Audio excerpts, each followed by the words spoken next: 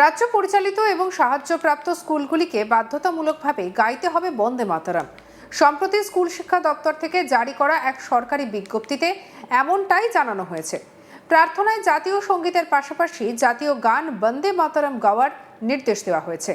এখানেই শেষ নয়, পশ্চিমবঙ্গের সব মাদ্রাসাতেও বন্দে মাতরম গাওয়া বাধ্যতামূলক করা হয়েছে। রাজ্যের মাদ্রাসা শিক্ষা দপ্তর সম্প্রতি এই নির্দেশিকা জারি করেছে। আর এবার এই বন্দে মাতরম নিয়েই তাৎপর্যপূর্ণ এক বক্তব্য উঠে এলো মুখ্যমন্ত্রী শুভেন্দু অধিকারীর মুখ থেকে। একটি অনুষ্ঠানে বক্তব্য রাখার সময় শুভেন্দু বলেন, সঞ্জীবনী মন্ত্র বন্দে মাতরম আমরা বিদ্যালয়, কলেজে, শিক্ষা প্রতিষ্ঠানে, সরকারি সাহায্যপ্রাপ্ত সমস্ত প্রতিষ্ঠানে প্রার্থনা সঙ্গীতে কার্যকর করেছি। আমরা দেখেছি গাইতে তো বাধ্য হচ্ছে, মানে দাঁড়াতে তো বাধ্য হচ্ছে। অনেকেরই ঠোঁট নড়ছে না, ঠোঁটটাও নাড়াতে হবে। শুনুন কি বলেছেন শুভেন্দু অধিকারী। আপনারা জানেন যে সঞ্জীবনী মন্ত্র বন্দে মাতরম এটা আমরা বিদ্যালয়ে, কলেজে, শিক্ষা প্রতিষ্ঠানে, সরকারি সাহায্যপ্রাপ্ত সমস্ত প্রতিষ্ঠানে প্রার্থনা সঙ্গীতে কার্যকর করেছি। আমরা দেখছি গাইতে তো বাধ্য হচ্ছে, মানে দাঁড়াতে তো বাধ্য হচ্ছে, অনেকে ঠোঁট নড়ছে না, ঠোঁটটাকেও নাড়াতে হবে, একটু সময় লাগবে। দাঁড়িয়ে তো পড়ছে, সরকার বলেছে, কিন্তু ঠোঁট নড়ছে না, সেটাও করবো আমরা, ভরসা রাখুন।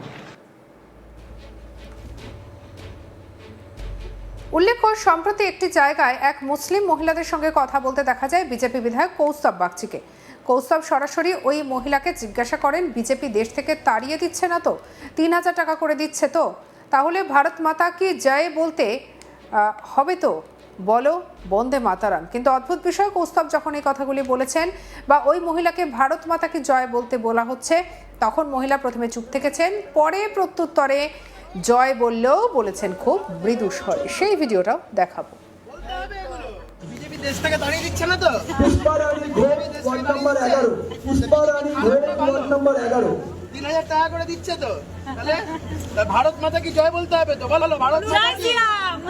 ভারত মাতা কি? মধুমিতা দাস ওয়ার্ড 14, ভারত মাতা কি? মধুমিতা দাস ওয়ার্ড 14। বলো, বলতে হবে এগুলো। ভারতবর্ষের আমরা ভারতীয়দের মতন থাকতে হবে। বিজেপি বিধায়ক কৌস্তব বাগচি কি বলছেন শুনুন। পুষ্পা রানী ঘোষ।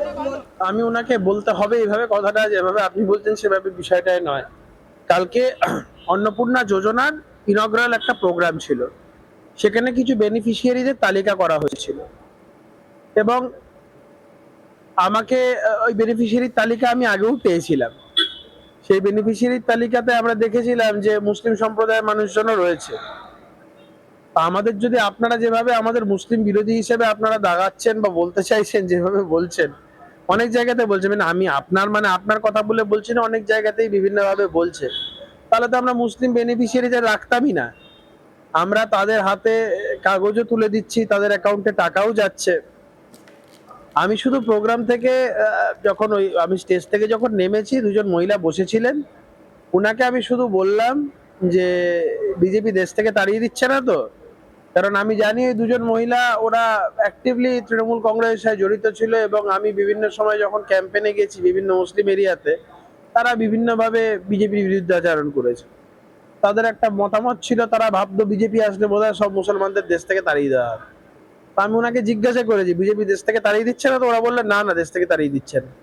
তারপরে আমি বললাম তাহলে কিন্তু বলতে হবে কিন্তু যে ভারত মাতা কি জয়। তো ওরা দেখলাম খুব আস্তে আস্তে, মানে গলার স্বরটা খুব আস্তে করে ভারত মাতা কি জয়। বললাম বন্দে মাতারাম বলতে হবে। ওনারা খুব আস্তে আস্তে বন্দে মাতারাম বললেন। দেখুন, ভারতবর্ষে থেকে ভারত মাতা কি জয় বলা বা বন্দে মাতারাম বলা, এটা তো কোনো অন্যায় নয়, কোনো দোষ নয়। আর আমি যদি উনাকে বলে থাকি যে ভারতবর্ষে বন্দে মাতারাম বলতে হবে, ভারত মাতা কি জয় বলতে হবে, এর মধ্যে অন্যায় কোথায় কই আমার তো ঠাউর হচ্ছে না বিষয়টা। এটাকে নিয়ে অযথা জল গলা হচ্ছে। ভারত মাতা কি জয় বা বন্দে মাতারাম প্রত্যেক ভারতীয়র বলা উচিত বলে আমার মনে হয়। এগুলো যারা বলবে না, তারা ভারতবর্ষে থাকারই তাদের যোগ্যতা নেই। তারা ভারতবর্ষের বাসিন্দা হিসেবে তারা থাকবে কি করে ভারতবর্ষে? ভারত মাতাকে দেশমাতৃকাকে যদি আমরা সম্মান না করতে পারি, বন্দে মাতরম যদি আমরা না বলতে পারি, তাহলে আমরা দেশে থাকবো কি করে? রাজ্য পরিচালিত এবং সাহায্যপ্রাপ্ত স্কুলগুলিকে বাধ্যতামূলকভাবে গাইতে হবে বন্দে মাতরম। সম্প্রতি স্কুল শিক্ষা দপ্তর থেকে জারি করা এক সরকারি বিজ্ঞপ্তিতে এমনটাই জানানো হয়েছে। প্রার্থনায় জাতীয় সঙ্গীতের পাশাপাশি জাতীয় গান বন্দে মাতরম গাওয়ার নির্দেশ দেওয়া হয়েছে। এখানেই শেষ নয়, পশ্চিমবঙ্গের সব মাদ্রাসাতেও বন্দে মাতরম গাওয়া বাধ্যতামূলক করা হয়েছে। রাজ্যের মাদ্রাসা শিক্ষা দপ্তরের সম্পত্তি এই নির্দেশিকা জারি করেছে। আর এবার সেই বন্দে মাতরম নিয়ে তাৎপর্যপূর্ণ বক্তব্য উঠে এলো শুভেন্দু অধিকারীর মুখে। কি বলছেন মুখ্যমন্ত্রী, শুনবো। আপনারা জানেন যে সঞ্জীবনী মন্ত্র বন্দে মাতরম, এটা আমরা বিদ্যালয়ে, কলেজে, শিক্ষা প্রতিষ্ঠানে, সরকারি সাহায্যপ্রাপ্ত সমস্ত প্রতিষ্ঠানে প্রার্থনা সঙ্গীতে কার্যকর করেছি। আমরা দেখছি গাইতে তো বাধ্য হচ্ছে, মানে দাঁড়াতে তো বাধ্য হচ্ছে, অনেকে ঠোঁট নড়ছে না, ঠোঁটটাকেও নাড়াতে হবে, একটু সময় লাগবে।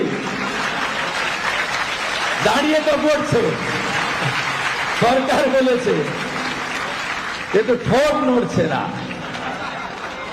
সেটাও করবো আমরা। উল্লেখ্য, সম্প্রতি একটি জায়গায় এক মুসলিম মহিলার সঙ্গে কথা বলতে দেখা যায় বিজেপি বিধায়ক কৌস্তব বাগচিকে। কৌস্তবকে সরাসরি ওই মহিলাকে জিজ্ঞাসা করতে দেখা যায়, বিজেপি দেশ থেকে তাড়িয়ে দিচ্ছে না তো? দেখবো ভিডিও। ভারত মাতা কি জয় বলতে হবে তো? বলো ভারত মাতা কি? বিজেপি দেশ থেকে তাড়িয়ে দিচ্ছে না তো? পুষ্পা রানী ঘোষ ওয়ার্ড নাম্বার 11, পুষ্পা রানী ঘোষ ওয়ার্ড নাম্বার 11। 3000 টাকা করে দিচ্ছে তো, তাহলে ভারত মাতা কি জয় বলতে হবে তো? বলো ভারত মাতা কি? ভারত মাতা কি? মধুরিন্দা দাস ওয়ার্ড 14। ভারত মাতা কি? কৌস্তব বাগচি অন্যদিকে কি বলছেন, শুনবো তার কথা। আমি ওনাকে বলতে হবে এইভাবে কথাটা, যেভাবে আপনি বলছেন সেভাবে বিষয়টাই নয়। কালকে অন্নপূর্ণা যোজনার ইনগ্রাল একটা প্রোগ্রাম ছিল, সেখানে কিছু বেনিফিশিয়ারিদের তালিকা করা হয়েছিল এবং আমাকে ওই বেনিফিশিয়ারির তালিকা আমি আগেও পেয়েছিলাম। সেই বেনিফিশিয়ারির তালিকাতে আমরা দেখেছিলাম যে মুসলিম সম্প্রদায়ের মানুষজনও রয়েছে। আমাদের যদি আপনারা যেভাবে আমাদের মুসলিম বিরোধী হিসেবে আপনারা দাগাচ্ছেন বা বলতে চাইছেন, যেভাবে বলছেন, অনেক জায়গাতে বলছেন, মানে আমি আপনার কথা বলে বলছি না, অনেক জায়গাতেই বিভিন্নভাবে বলছে, তাহলে তো আমরা মুসলিম বেনিফিশিয়ারিদের রাখতামই না। আমরা তাদের হাতে কাগজও তুলে দিচ্ছি, তাদের অ্যাকাউন্টে টাকাও যাচ্ছে।